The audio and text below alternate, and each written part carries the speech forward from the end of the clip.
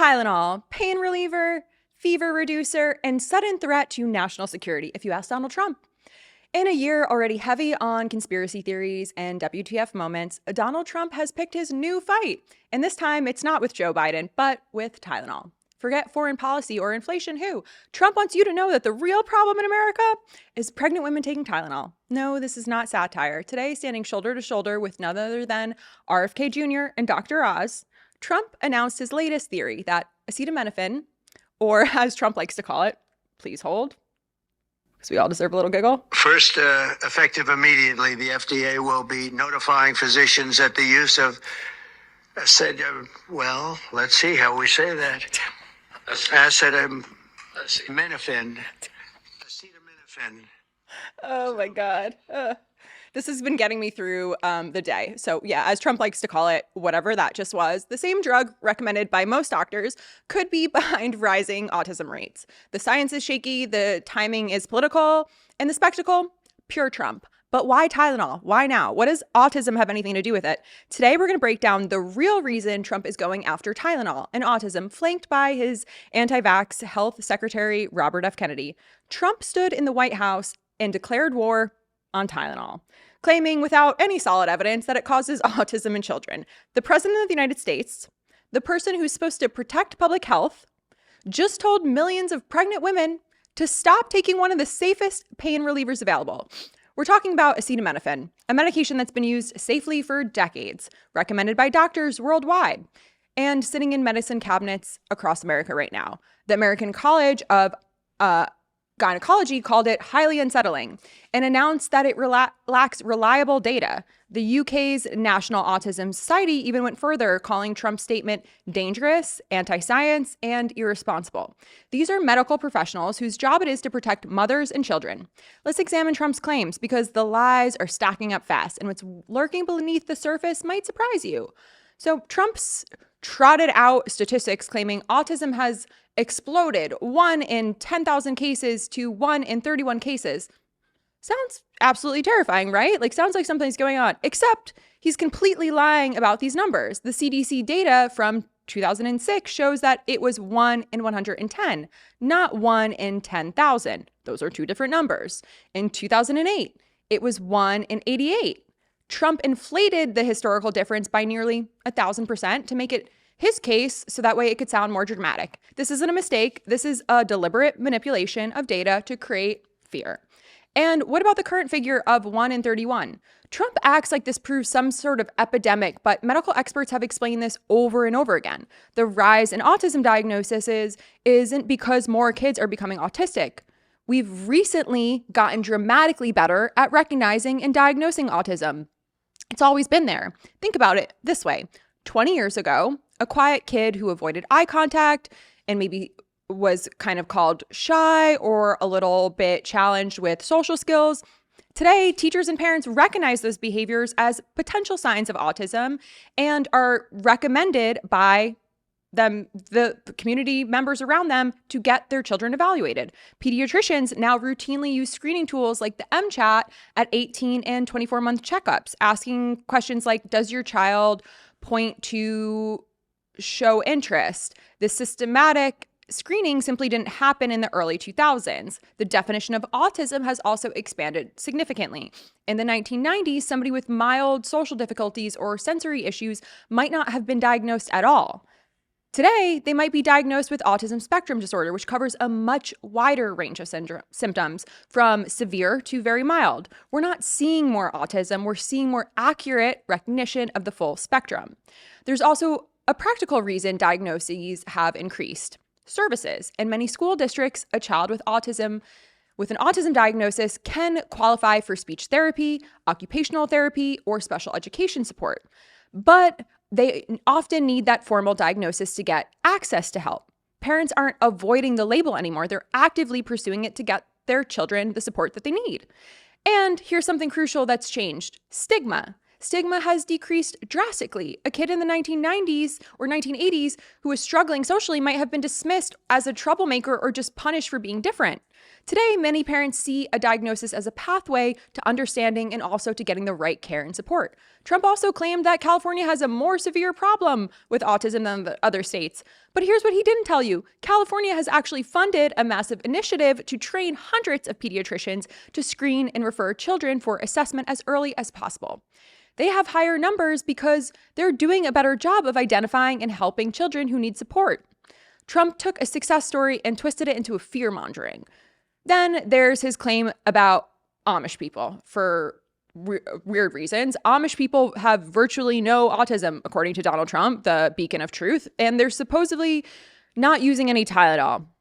This is straight up misinformation built on stereotypes. The one actual scientific study that looked at Amish autism rates found 1 in 217 children had autism. That's still a significant number, but here's the key point. Most Amish children drop out of school at 14 and don't get diagnosed through medical channels. They live in an isolated community most of the time with limited access to modern diagnostic tools. Trump made the same bogus claim about Cuba, saying they have low autism rates because Tylenol supplies are scarce on the island.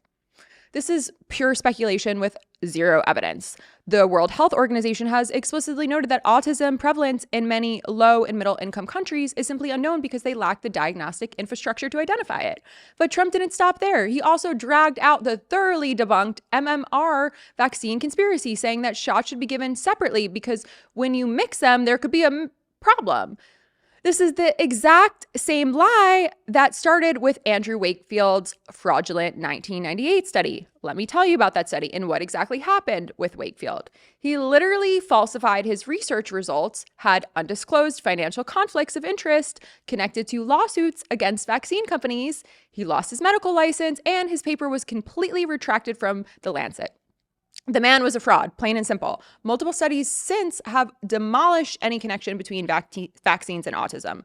We're talking about research following over 650 children that found zero link between MMR vaccines and autism. The UK government says there's no evidence vaccines should be given separately and that doing so would be experimental. Meanwhile, experts point out that separating vaccines leaves children vulnerable in between shots and increases the likelihood that parents will miss appointments. And what's the fallout from this anti-vaccine messaging? Funny you should ask. This year, the US has seen a surge in measles cases, more than it's had in over 30 years. Behind those numbers lie real people and real consequences, which are heartbreaking. 1,491 confirmed cases and 3 deaths. Of those deaths, 2 are school children. These are people and families destroyed because their children are dead because of vaccine hesitancy that stems directly from this kind of misinformation that Trump is spreading around right now. But the story doesn't end there. Now, let me read you the actual White House statement they released about this. And I need you to really listen because you need to hear this. They're trying to spin this dangerous misinformation. And I warn you, I preface this is not satire. This is a direct snippet, which we'll put on the screen from the, yes, we will, Andy, I'll do it, from the White House website. The Trump administration does not believe popping more pills is always the answer for better health. Anyone ever known anyone with cancer? There is mounting evidence finding connection between acetaminophen during pregnancy and autism. And that's why the administration is courageously issuing this new health guidance.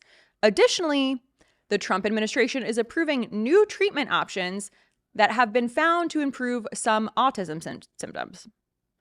President Trump pledged to address America's skyrocketing rates of autism, and his team is deploying gold standard services, made up term, by the way, gold standard science to deliver on this pledge. We will not be deterred in these efforts as we know millions across America are grateful. Quote, gold standard science. From the people who brought you bleach injections and horse dewormer. We will not be deterred. Deterred from what? Scaring pregnant women? Mission accomplished. Deterred by what? Evidence? Too late for that. Here's what actual science looks like. Neil deGrasse Tyson says, the good thing about science is that it's true whether or not you believe in it. The research on vaccines and autism exists. It's been replicated? The answer is there is no connection between the two. Trump doing Trump things with other people's lives. But here's what makes this even more infuriating. Trump has a history of flip-flopping on vaccines when it's politically convenient. During a 2019 measles outbreak, he said, people have to get the shots. Vaccines are so important. His own administration oversaw the rapid development and rollout of COVID-19 vaccines. But now with RFK Jr. whispering in his ear, anti-vaccine activists also coming up and pulling up to the White House and indoctrinating his base, suddenly they're dangerous again. He is opportunistic. He's pandering and putting lives at risk. When Trump spreads these lies, he's putting pregnant women and children in immediate danger to score cheap political points. When parents stop giving their kids life-saving vaccines or avoid safe pain relief during pregnancy, people get seriously hurt.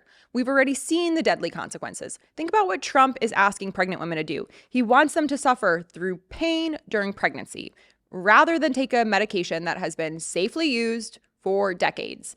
He wants parents to risk their children's safety and lives by skipping and delaying vaccines that would prevent none other than deadly diseases. And for what? To feed his political base and settle scores with medical professionals who dare to fact check his claims? And the medical consensus couldn't be more clear. There is no credible evidence linking Tylenol to autism when used appropriately during pregnancy. There is no evidence that vaccines cause autism. None. These questions have been studied extensively, independently, and repeatedly. The answers are consistent. Meanwhile, the benefits of vaccines are undeniable. Tylenol remains one of the safest, most widely used medications in maternal care. So why is Trump suddenly pointing fingers at these things? Why drag autism into the political spotlight again? Because this has nothing to do with protecting children or following science. It's about creating a new front in familiar political strategy, sow fear, build distrust, and offer himself as the one that can fix the crisis he just invented. The real agenda, by floating unproven claims about Tylenol and autism, Trump doing what he's always done, is pushing emotional buttons to manipulate public opinion. Autism becomes a political tool. Medical consensus becomes the enemy. And Trump becomes the hero who dares to say what no one else will, regardless of whether or not it's true. It's about solidifying his alliance with the anti-vaccine movement, a base already steeped in conspiracy thinking and distrust of science. Figures like RFK Jr. have spent years radicalizing people around pseudoscience and medical skepticism. Trump isn't just borrowing from that playbook, he's merging it with his own. Every parent scared off of mainstream medicine becomes another convinced voter that Trump is the only one telling them the truth. This isn't new. It's the same pattern we've seen from authoritarian movements throughout history.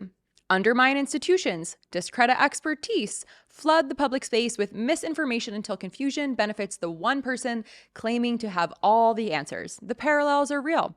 In Nazi Germany, scientific institutions were dismantled and replaced with ideology-driven pseudoscience. The regime didn't just commit atrocities through experimentation, they corrupted the entire framework of scientific credibility to serve political power. Trump isn't conducting these experiments, but he's eroding the foundations of public health in ways that open the door for him to cause more harm. That kind of distortion of science has always had consequences. And what's at stake? Families affected by autism don't need conspiracy theories. They need support, research, funding, education, services, and community. Trump is offering none of that. Instead, he's feeding them a false sense of blame, telling them their child's condition might have been prevented if they made different choices during their pregnancy. And that's not just wrong, it's cruel. While he plays games with people's fears, he enjoys the best medical care in the country, administered by the very best professionals he's telling every American to ignore. He's not the one who pays the price for this kind of misinformation. Parents do, children do, the public does. This is just not about one drug that Trump can't pronounce or one diagnosis. For Trump and RFK Jr. and Dr. Oz, it's about dismantling trust in medicine itself for political gain, for financial opportunity, and for personal control. The question isn't whether Trump believes the science. The question is whether you do, and what you're willing to do when somebody else tries to burn the science down in front of you. Autism deserves seriousness, public health demands integrity, and leaders who target both for personal advantage have no business anywhere near power. If you'd enjoyed this video, please take a moment to subscribe, release the Epstein files, and vote yes on Prop 50 in California.